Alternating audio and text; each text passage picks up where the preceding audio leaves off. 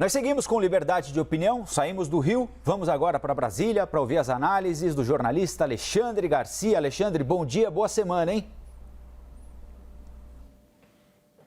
Bom dia, um dia importante, né, para o Congresso Nacional, em que vai ser decidido como vai funcionar a Câmara e o Senado. É isso aí, dia importantíssimo com cobertura completa da CNN desde hoje cedinho com os nossos repórteres e analistas lá em Brasília, já no Congresso Nacional. E este é o primeiro assunto do Liberdade de Opinião com o Alexandre Garcia. A Câmara e o Senado elegem hoje novos presidentes, toda a mesa diretora. Apesar da pandemia do novo coronavírus, a votação será feita de forma presencial. Não havia votação presencial no Congresso desde março do ano passado. Na Câmara, os parlamentares votam de forma eletrônica. A sessão está marcada para começar às 7 da noite. No Senado, cédulas de papel mesmo vão ser colocadas em envelopes. A sessão começa mais cedo, está marcada para 4 horas da tarde. Alexandre, queria que você explicasse a quem está nos acompanhando o que é que está em jogo hoje. O que é que está em disputa para além dos cargos de presidente, para os cargos da mesa diretora na Câmara e no Senado? Pois é, são 4 secretarias, né? Secretarias importantes. A primeira secretaria, por exemplo, administra uma população de 15 mil pessoas na Câmara. Mas o mais importante de tudo é a pauta. Isso é que está em jogo. Eu disse aqui, Colombo, eu não sei se você recorda lá no início do mês, que campanha para a presidência da Câmara e do Senado a gente nunca entende porque as campanhas são diferentes. Depende do temperamento do candidato, dos candidatos. Mas a decisão sempre tem sido nos últimos dias e nas últimas horas. E nós estamos agora nas últimas horas já com, vamos dizer, 90% de decisão, né, de definição na Câmara, Arthur Lira e o Rodrigo Pacheco lá no Senado, né? O Arthur Lira é do Progressistas, que é o partido em que Bolsonaro esteve por mais tempo, durante 11 anos, e no Senado é um senador do DEM, de Minas Gerais, também Rodrigo e também do DEM, né? E a gente vê aí que vai haver uma mudança de conduta, principalmente no presidente da Câmara, né? A gente viu aí Rodrigo Maia dar uma volta, né? Virou superoposição, sentava em cima de medidas provisórias, 17 medidas provisórias, aliás, 17 não, 27. 27 medidas provisórias perderam a validade, né? Porque não põe em votação. E, sobretudo, e aí a gente não deve julgar Arthur Lira por Rodrigo Maia, porque é diferente. Rodrigo Maia fazia questão de ser o dono da pauta e, nos últimos meses, não decidiu pauta com o colégio de líderes. O colégio de líderes é fundamental. Sentam todos numa grande mesa no gabinete do presidente da Câmara e lá decidem qual vai ser a pauta da semana que vem. E conversam, e debatem, e dali sai uma decisão democrática sobre o que vai ser votado. Eu acho que essa é a principal mudança, né? Em que não haverá uma espécie assim de autoritarismo por parte do presidente da Câmara. No Senado, enfim, essa mudança não vai ser tão notada, né? Mas a gente pode observar que um senador de Minas Gerais tem uma tradição bem maior de visão nacional, né, do que a gente poderia esperar de Alcolumbre, né? Mas acho que é uma vantagem também. Então, a decisão que está praticamente conhecida por todos, né? A menos que haja alguma surpresa totalmente inesperada. Alexandre, como você lembrou, as eleições são sempre decididas nos últimos lances, não é? Nas últimas horas, há negociações ocorrendo a todo instante. E ontem, domingo, houve um lance bastante importante na disputa por apoio na Câmara dos Deputados, não é? O Democratas, que é o partido de Rodrigo Maia, que por sua vez é o principal fiador da candidatura de Baleia Rossi do MDB, deixou o bloco de apoio à Baleia Rossi e anunciou neutralidade na eleição de hoje à noite, o que significa que os 31 deputados do Democratas estão liberados pela direção do partido para continuar com Baleia Rossi ou então para votar em Arthur Lira ou em qualquer outro candidato que entendam ser o melhor para dirigir a Câmara pelos próximos 2 anos. E essa proposta de isenção surgiu ontem a partir do presidente do partido, ACM Neto, com a adesão de nomes importantes do partido, como Ronaldo Caiado, governador de Goiás, por exemplo, que é muito próximo do presidente Jair Bolsonaro. Alexandre, queria que você falasse um pouquinho sobre essa decisão do Democratas, além do número importante, não é? São 31 deputados liberados agora para votar como bem entenderem, há o aspecto simbólico também, não é? Do abandono da candidatura patrocinada por Rodrigo Maia. Poderia ser pior para Rodrigo Maia. O ACM Neto, presidente do partido, é que ainda foi assim um apaziguador. Né? Vamos ficar neutros, porque queriam ir todos para o bloco do Lira. Queriam ir todos. Né? Tem aí no mínimo 21 votos a favor de Lira. Então, era deixar mesmo o Rodrigo Maia no pincel, né? Tirar a escada e deixá-lo no pincel. Mas foi uma forma, assim, de evitar rachas no partido. Falou-se nessa neutralidade, essa isenção, né? Apenas para, digamos, não sei se foi compaixão ou diplomacia, para não deixar Rodrigo Maia sozinho. No vácuo disso, o PSDB já se alertou. E está caindo fora também, né? Porque percebeu que se ficasse ia endossar, ia avalizar a entrega da primeira secretaria, da qual eu falei há pouco, que é uma secretaria, é o diretor administrativo de 15 mil pessoas na Câmara, né? E entregar a primeira secretaria para o PT. Então o PSDB também sai. Aí tem um outro derrotado que ficou lá olhando, o governador Dória. Então, é um salve-se quem puder. Rodrigo Maia perde o DEM, perde o avião da FAB, né? Perde a presidência da Câmara. Ele já estava acostumado com aquela cadeira desde julho de 2016. Nunca se viu nada igual à revelia da Constituição brasileira, que diz que não pode haver reeleição. Ele entrou no mandato tampão, depois foi reeleito e queria de novo. Queria ficar mais tempo. Agora, em julho, ia fazer 5 anos. Então, é um grande derrotado, ainda leva o governador de São Paulo nessa derrota também, né? É previsível, um apoio muito grande de Arthur Lira, dos grandes partidos, e não vai haver nada parecido com o Rodrigo Maia. Vai haver as pautas necessárias para o país para serem examinadas, e não questões pessoais. Rodrigo Maia, no momento em que percebeu, né, pelo voto do Supremo, aquele voto que eu repito, deveria ser 11-0, foi 6-5, parece que não se sabe ler, né? Aí ele passou a pensar com o fígado e não com o cérebro. E o resultado está aí, né?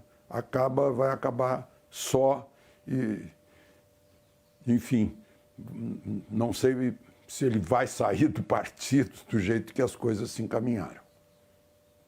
Pois bem, vamos falar um pouquinho de educação agora, Alexandre, porque boa parte das escolas está voltando hoje, retomando hoje o ano letivo. Em São Paulo, por exemplo, houve um vai-vem de decisões liminares. A que está em vigor neste momento autoriza a volta dos alunos às salas de aula, né, com um limite bastante rigoroso para a presença de alunos na sala de aula, uma pequena turma por vez, né? No Rio de Janeiro, a coisa está mais difícil ainda, mais intrincada, porque os professores da rede pública decidiram entrar em greve contra o retorno das aulas presenciais, tanto nas escolas do estado do Rio quanto nas escolas municipais. O que pedem os professores e os profissionais da educação como um todo, funcionários das escolas, enfim? que eles sejam incluídos no grupo prioritário e sejam vacinados assim que possível contra a Covid-19. O calendário do Rio de Janeiro já está um pouco atrasado em relação a outros estados. Por exemplo, na rede municipal, a volta está marcada só para o dia 24 deste mês aqui, fevereiro. E na estadual, só para o dia 1º de março, daqui um mês. Alexandre, queria que você falasse um pouquinho sobre o desejo dos professores de serem incluídos nos grupos prioritários para vacinação e sobre a decisão que eles tomaram no Rio de Janeiro de entrar em greve e não voltar à sala de aula até que estejam vacinados.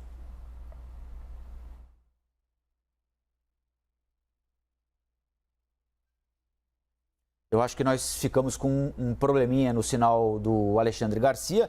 Nós vamos restabelecer o contato com o Alexandre, com o Brasília, para seguir aqui no Liberdade de Opinião, para que o Alexandre possa falar um pouco mais sobre essa decisão dos professores da rede pública do Rio de Janeiro de entrarem em greve enquanto não forem vacinados contra a Covid-19. Decisão que, por enquanto, vale tanto para a rede estadual do Rio de Janeiro quanto para a rede municipal. Lembro que o Rio de Janeiro já tem uma vacinação um pouco mais adiantada do que a média nacional. Está nos ouvindo bem, Alexandre? Sim. Olha, se houvesse abundância de vacina, de oferta de vacina, acho que seria justo. Mas, no momento, acho que professor, pela faixa etária, não é exatamente grupo de risco, a menos que tenha comorbidades, né? Mas hoje, grupo de risco é o pessoal que trabalha no fronte, na área de saúde, os idosos, né? Hoje começou de 80 anos aqui em Brasília, mais de 80, né? Mas, de um modo geral, eles estão numa faixa etária assim, que é menos vulnerável, né? Aqui em Brasília, hoje, a escola particular está ultrapassando 50% de reabertura. Já vinha reabrindo desde o ano passado, desde setembro. No ano passado foi assim, uma quarta parte, uma em cada 4 escolas privada, particular. Agora está havendo uma reabertura maior, como está acontecendo em Goiás, como está acontecendo no Ceará, não está acontecendo em Belo Horizonte. O prefeito Calil ficou temeroso porque diz que houve casos de infecção de criança, né? E Rio de Janeiro, é isso que a gente viu, São Paulo. Enfim, né? Aula, escola é o futuro do país. O ensino, o conhecimento são o futuro. É uma questão que tem que ser analisada caso a caso. Aqui em Brasília, por exemplo, não há problema, né? A vida está praticamente normal em Brasília. Está praticamente normal. Eu diria até normal. Não se sente nenhum tipo de restrição. Por isso as escolas estão reabrindo, em breve reabrirá a rede pública, né? Então, cada caso é um caso, como, aliás, essa foi a intenção da determinação do Supremo, né, dizendo que prefeitos e governadores é que têm prioridade nessas decisões. Vamos falar sobre greve de caminhoneiros agora, Alexandre. Nós estamos desde cedinho aqui, desde o final da madrugada, começo da manhã de hoje, monitorando o movimento nas estradas do país para avaliar se haveria greve e, se houvesse, qual o tamanho da paralisação. E, por enquanto, encontramos muito pouco. Nós estamos mostrando imagens agora da rodovia Castelo Branco, que fica em São Paulo. Ela liga a capital a cidades importantes do interior, como Sorocaba, como Itu. Mais adiante vai até o Paraná. E houve este evento aí que nós estamos mostrando. Um grupo reduzido de motoristas autônomos interditou 2 das 4 faixas disponíveis para os motoristas. É claro que houve congestionamento, né? Porque já é uma rodovia bastante movimentada em São Paulo e com uma diminuição pela metade das faixas à disposição, houve congestionamento, mas também nada de outro mundo, né? Ontem foi divulgada uma conversa particular entre o ministro da Infraestrutura, Tarcísio Gomes, que é o principal interlocutor do governo com a categoria, e um dos líderes dos caminhoneiros. E essa conversa ganhou vida no WhatsApp e o ministro, que confirmou que a voz é dele mesmo, a conversa existiu, diz que não há possibilidade de atender alguns dos principais pedidos da categoria. O ministro, ao confirmar a autenticidade do áudio, disse que se tratava apenas de um esclarecimento que ele fez a um dos líderes dos caminhoneiros para dizer o que dá e o que não dá para fazer por eles a esta altura aqui do campeonato. São várias demandas dos caminhoneiros, não é, Alexandre? Redução de impostos estaduais e federais que são cobrados no diesel, redução de valor de pedágio. O Sidney lembrou agora há pouquinho, né? Os caminhoneiros também demandam que a Petrobras pare de acompanhar a variação internacional do preço dos combustíveis. Tem o julgamento pelo Supremo da constitucionalidade da tabela do frete. São demandas muito complexas de serem atendidas mesmo neste momento que o país atravessa, Alexandre? Essa do preço do diesel é impossível, né? Petrobras é o caminhoneiro dizer que quer administrar a planilha de custos da Petrobras, ou a sobrevivência da Petrobras, que quase morreu por causa da corrupção da roubalheira. A Petrobras agora está se recuperando e não há interferência, desta vez, não há interferência do governo no preço do combustível, que por anos atrás foi mantido artificialmente a ponto de dar um rombo na empresa, além do rombo do roubo. Então, isso é impossível. A redução de imposto, CID, PIS, COFINS, o ICMS também for reduzido. O ICMS, para reduzir, tem que haver o pacto federativo, tem que haver combinação entre os estados, é uma coisa praticamente impossível. São questões de mercado, de economia de mercado, que estão acima do desejo de uma categoria. As outras questões foram atendidas, já foi alterada aquela lei da cabotagem lá na Câmara, está agora no Senado, foi reduzido o imposto de importação de pneus, o preço básico do frete, a Agência Nacional de Transporte Terrestre já aprovou. Então, muita coisa foi atendida. A história da indústria de multa foi retirada. Há um certo freio na questão de pedágio, que também tem que ser considerado na economia de mercado na hora das concessões. Então, tem coisas que não dá para mexer.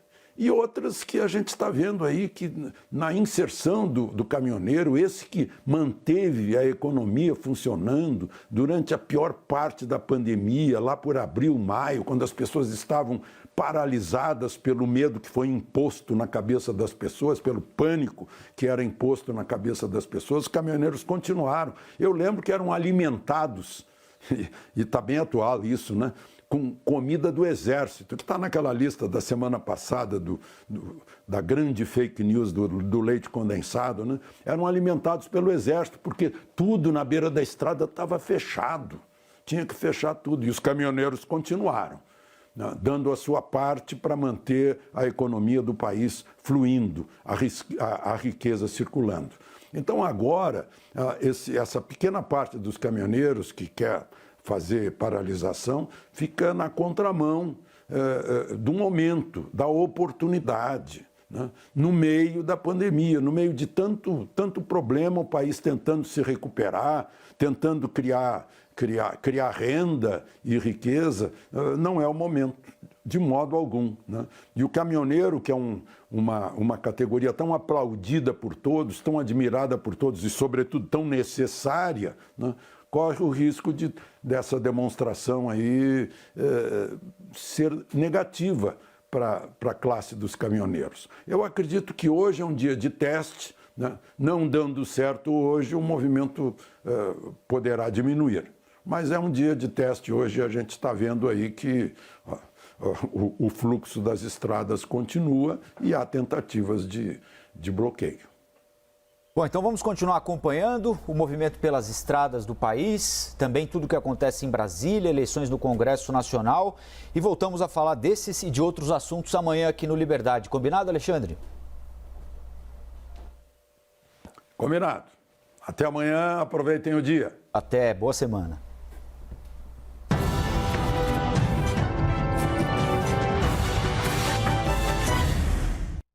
As opiniões emitidas pelos comentaristas do quadro não refletem necessariamente a posição da CNN.